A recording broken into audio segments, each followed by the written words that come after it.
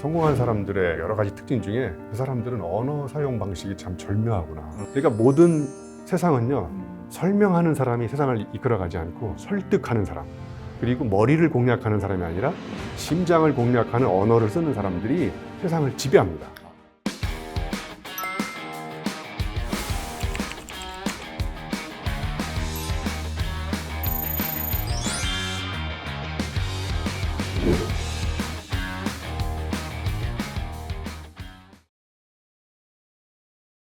안녕하세요. 지식이 되고 돈이 되는 지식업 클래스의 정재훈입니다. 자, 오늘은 300만 명이 열광한 화제의 그 강연을 해주신 분이시죠.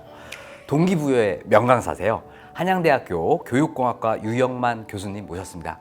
어서 오세요. 네, 안녕하세요. 반갑습니다. 저는 퍼스널 브랜딩을 대학 교수가 너무 많아서 지식 생태학자 이렇게 써갖고 다닙니다. 사람들이 자꾸 물어봐요. 지식 생태학자가 뭐 하는 사람이냐고. 그래서 겨울에는 동태를 파악하기 위해서 지식 동태학자로 바뀐다고 이야기를 합니다. 제가 한번 우리 아나운서님한테 시작하기 전에 질문 드려볼게요. 네네. 브라이언 트래시라고 혹시 아시나요? 세계적인 여기 동기부여 전문가. 네네. 네, 이분은 1회당 강연료가 1억 원이 넘어요. 그렇게. 그리고 엘빈 토플러라고 돌아가신 분이 있잖아요. 네. 그리고 한국의 유영만 교수. 이 세 명의 공통점은 뭘까요? 굉장히 유명하신 분? 잘생긴 사람? 그건 아니고요. 다 셋 다 한때 용접을 했던 사람이에요. 네, 그래서 세상을 지배하는 사람이 되려면 용접을 해야 된다. 그렇죠? 근데 요즘에는 이제 철판을 용접하지 않고요.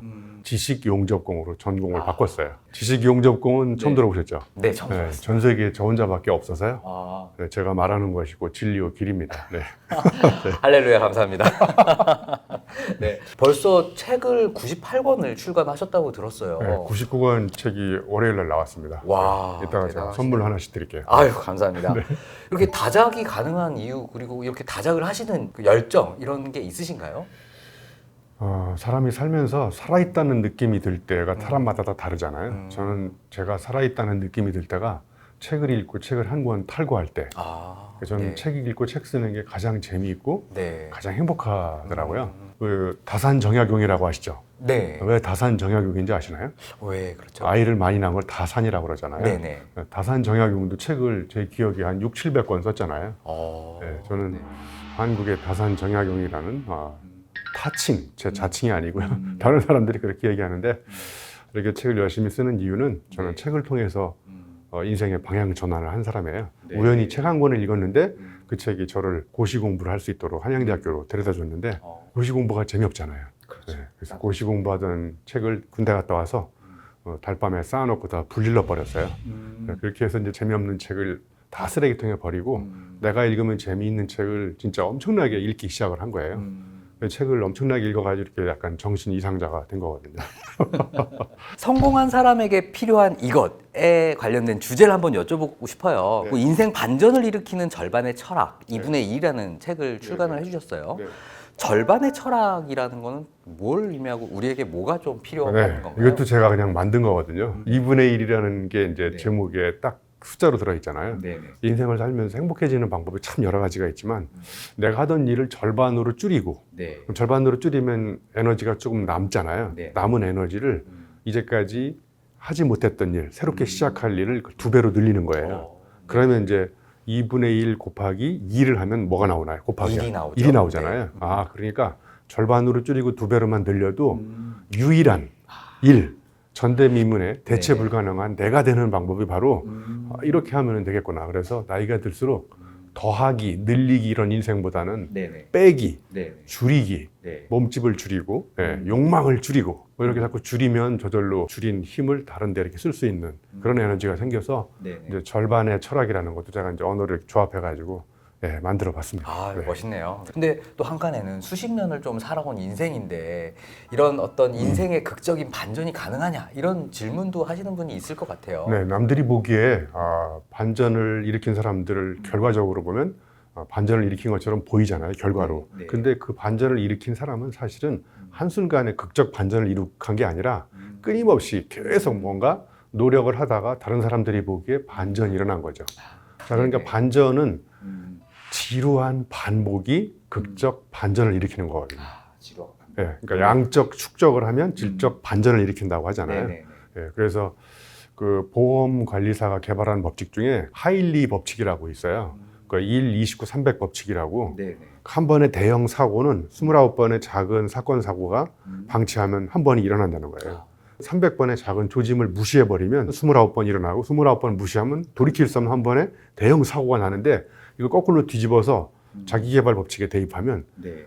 한 번의 위대한 성취는 한 번에 일어난 게 아니에요. 네. 작은 대회, 29번의 대회에 가서 성공한 체험을 한 거죠. 그러면 이제 그 29번은 또 언제 일어나냐?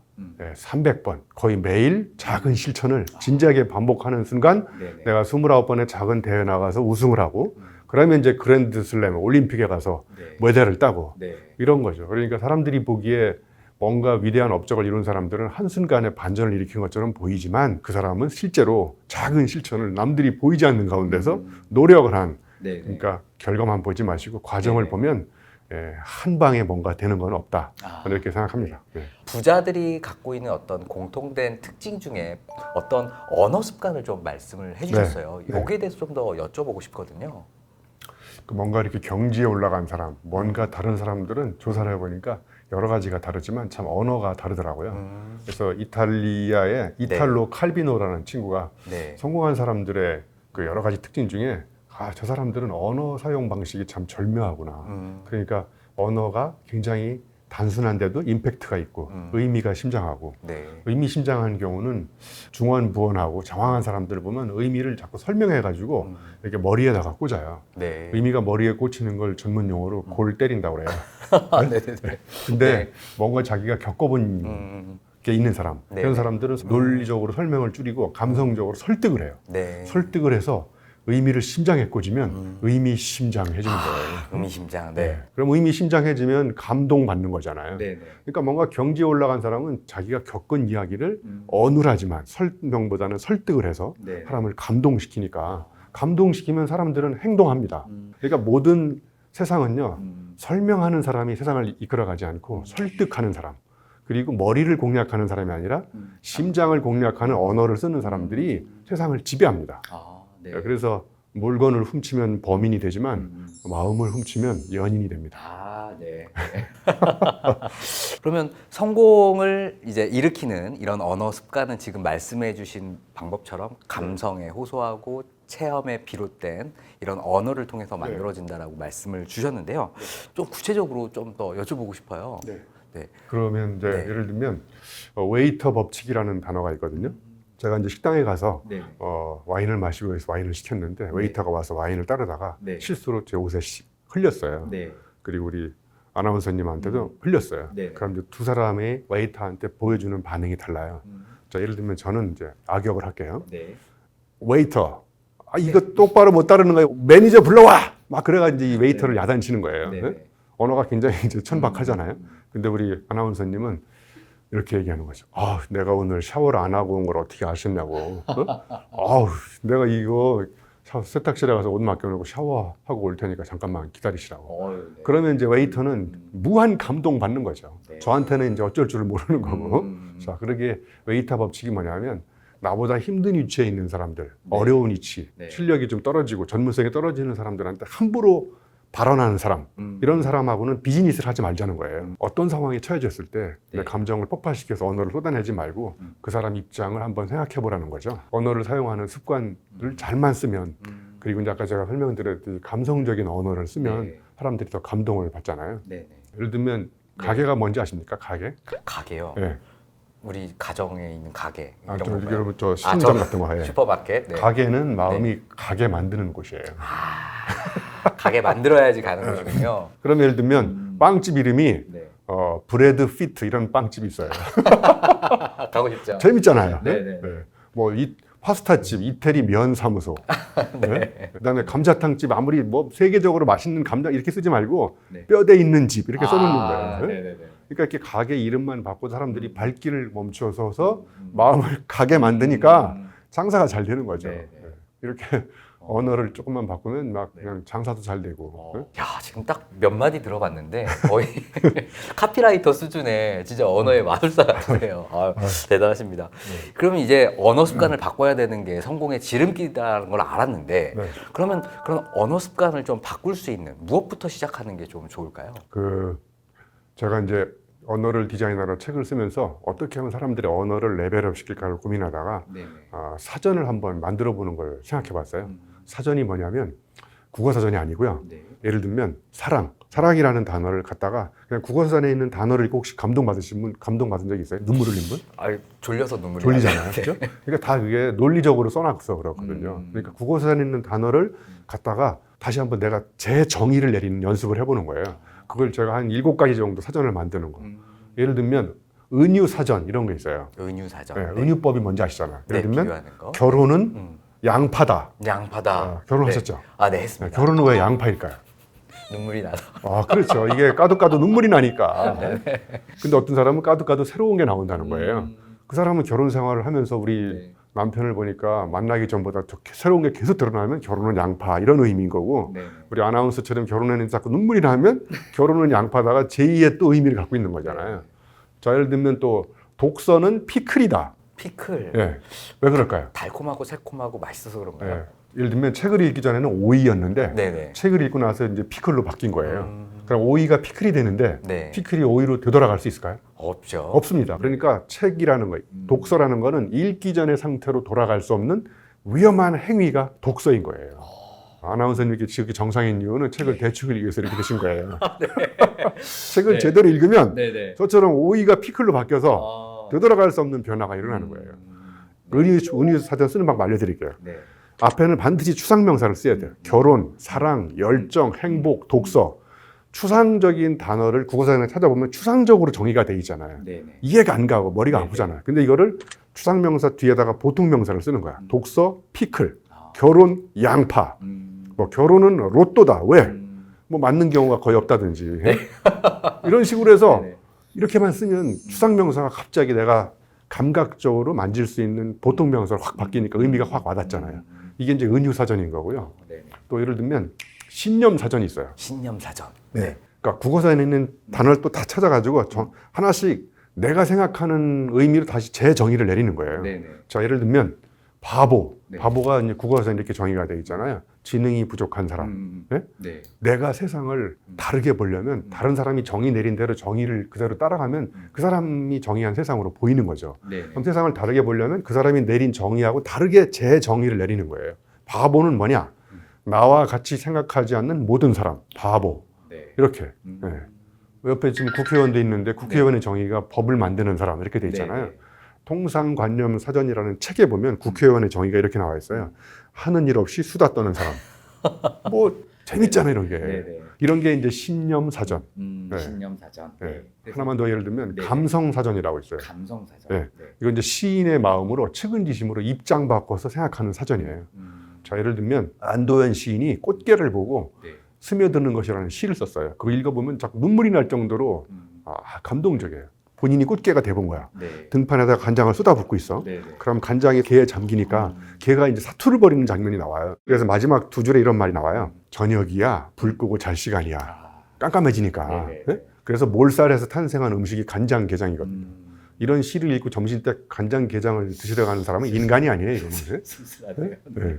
그러니까 이렇게 입장 바꿔가지고 무라일체로 생각해 보면서 그걸 내가 그 사람 입장이 될 때는 어떨까 이렇게 생각해가지고 타자의 아픔을 사랑하면서 가슴으로 쓰는 사전 이런 게 이제 감성 사전이 되는 거죠.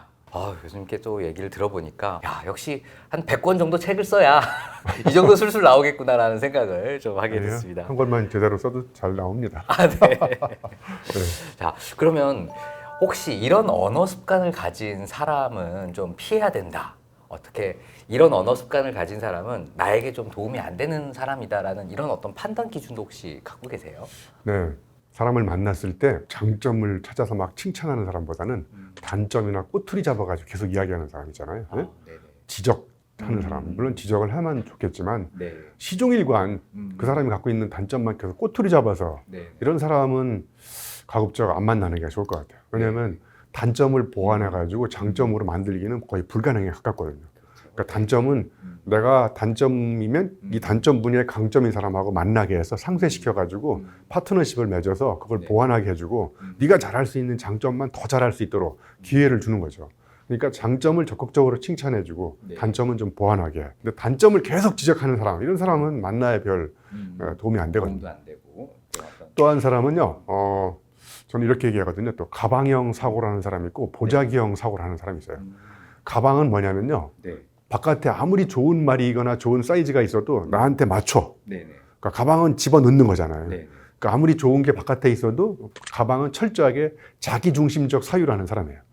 다 들어본 다음에 그건 됐고 이렇게 뭐 이런 거 있잖아요. 이런 팀장들한테 재미없잖아요. 네. 근데 보자기형은 철저하게 타자 중심이에요. 이렇게 감싸 안아주고 덮어 씌워주고 둘러 씌워주고. 네. 그러니까 보자기는 굉장히 유연성이 강하잖아요. 그러니까 타인의 중심으로 사유하는 이런 게 저는 이제 보자기형 네. 사고방식이라고 생각하거든요. 보자기형이 좀 되도록 노력해야 되겠네요. 네, 그리고 이제 또 하나는 우리 꼰대들이 특징이 뭐냐면요, 입력은 고장 났는데 출력만 살아 있잖아요. 뭐 10년 전에 군대 갔다가 축구한 이야기를 계속 하고 있고, 언어들이 주로 미래가 없고 가슴 뛰는 어떤 비전을 제시하거나 이런 게 아니라 주로 과거에 내가 이렇게 했다. 그 자랑질 계속하는 사람 있잖아요. 과시하는 사람들. 네, 네, 이런 사람들도 저는 손절하면 좋을 것 같아요. 네. 아유, 좋은 말씀이신 것 같아요. 네. 자, 그럼 마지막으로 그럼 방금 말씀하신 뭐 보자기 사람이라든지 어떤 꼰대에 대한 어떤 이런 부분들은 결국에는 뭐 언어 습관도 중요하지만 그 경청하는 이런 네. 습관이 되게 중요하다고 생각이 들어요. 그래서 어떤 경청을 좀 잘하기 위한 어떤 자세라든지 네, 네. 어떤 식으로 좀 하는 게 좋다. 좀 조언 좀 부탁드릴게요. 네, 하여튼 우리 주변에 보면 입담의 달인은 많은데 경청의 달인은 별로 없는 것 같아요. 그리고 친구가 많은 사람들을 보면 말을 잘하는 사람한테 친구가 많지 않고 잘 들어주는 사람한테 친구가 많잖아요. 내가 뭔가 고민을 이야기하러 갔는데 내 이야기를 들어주지 않고 1시간 만났는데 한 45분에서 50분을 자기 혼자 얘기하면 바로 또 손절이잖아요. 그런 사람들. 네.